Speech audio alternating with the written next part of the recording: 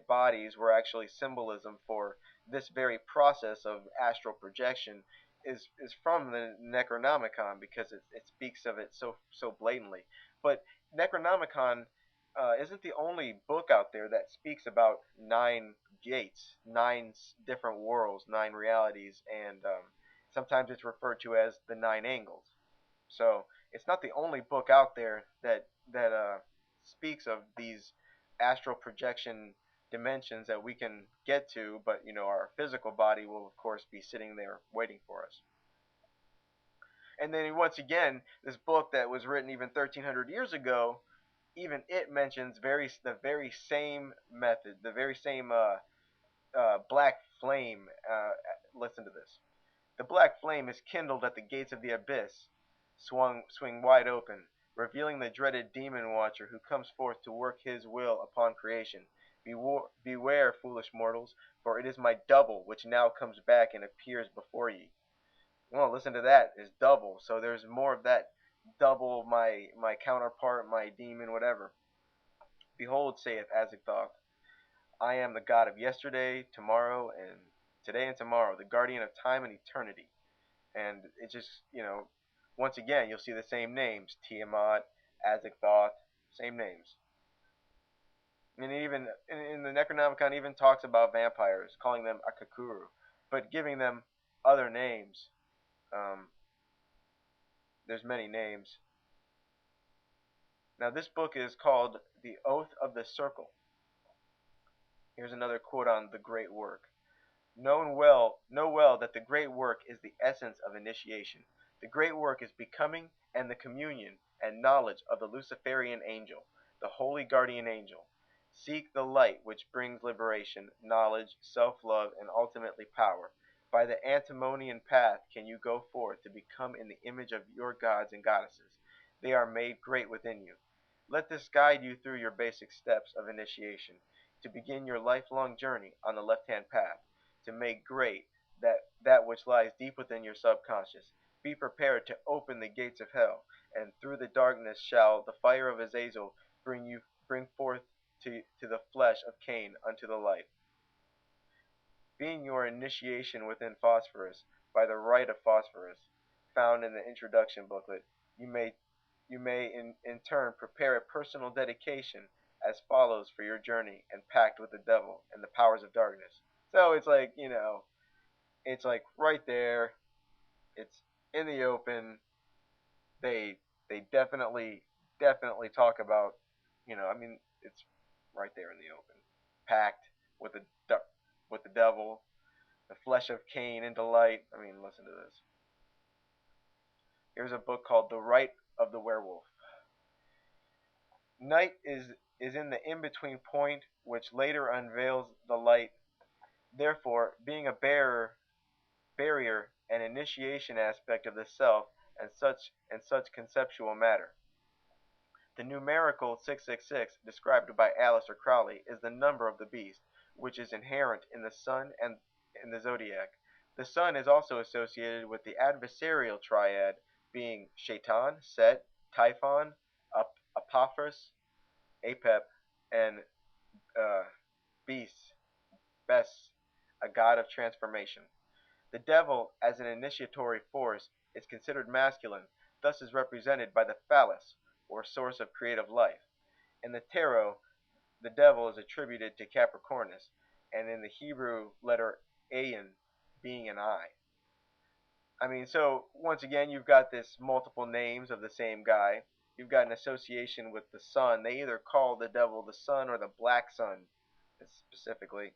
And even a mention of, phallic symbolism, and why. So, interesting stuff. Now, here's Anton LaVey, The Satanic Rituals, his book, The Satanic Rituals. In his book, it goes like this.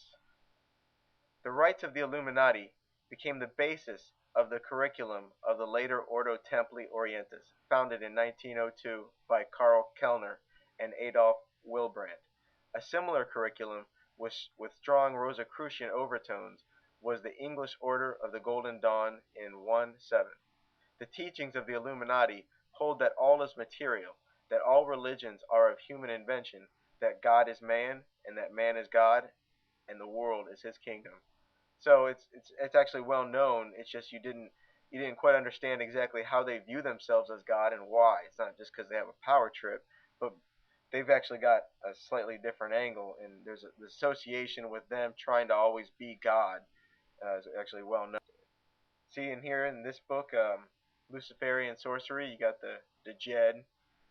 So just in, the Egyptian little things on the side there, letting you know that that's the Jedi.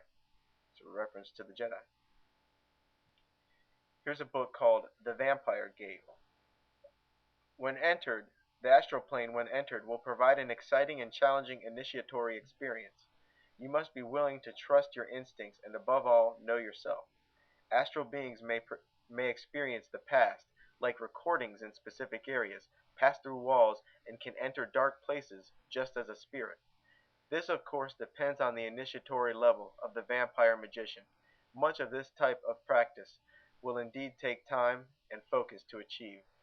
A lot of this, receiving messages from the past, having certain locations, actually having that location itself being a record of the past in this matrixy like world where time and space and history is all connected into a web.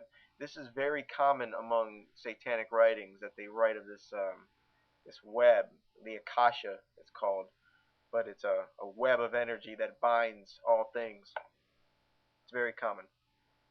Another one from the Vampire Gate. Ki was best understood as the energy surrounding the human body, slightly larger than the physical body. They're talking about the astral body. Ki is the etheric body, the astral essence which maintains the human body. It can be directly controlled by the mind. Psychic energy, or the energy surrounding the human body, is transferred from what we eat to energy through resting or sleeping. When a vampire feeds in astral form at night, they are gaining a replenished system of energy, which is very pure. They're basically talking about them feeding off you while you're sleeping. Same book. I am Vampire, the serpent, who comes forth to awaken as a dragon before thee. I call to the darkness and the oceans of the abyss. I call to the darkness to rise us and nourish me, giving flesh to my shadow and my desire. I am the beast which shall rise from the sea, cloak in the radius of my own divinity. This is once again, I mean, look at what you've got. You got beast of the sea, you got oceans of the abyss, you've got vampires.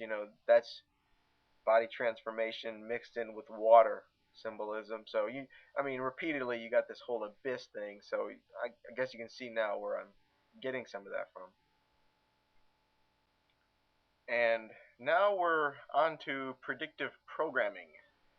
And the first thing of predictive programming that I wanted to share, that I was going to mention in Beneath the Surface, is how conspiracy theorists are usually depicted. And they're usually depicted as intelligent, well-read, and extremely misled. And there's a good reason why for that. Firstly, if the average conspiracy theorist is not unintelligent, so they don't have the option of depicting unintelligent people, because that would, when you meet a conspiracy theorist and this person ends up, being intelligent and having some brains, the programming gets shattered. So they can't afford that. So what they do is they depict the conspiracy theorist as intelligent, well-read, and extremely misled, so that when somebody does meet you, the programming will appear to fit. You won't appear to be stupid to them, but you'll be telling a story so crazy that you sound misled. And so it becomes just as easy to dismiss you as if you were to be depicted as unintelligent, or if they were to think of you as unintelligent, because it's easy. Dismissing somebody who's unintelligent is easy as dismissing somebody who's crazy. So that's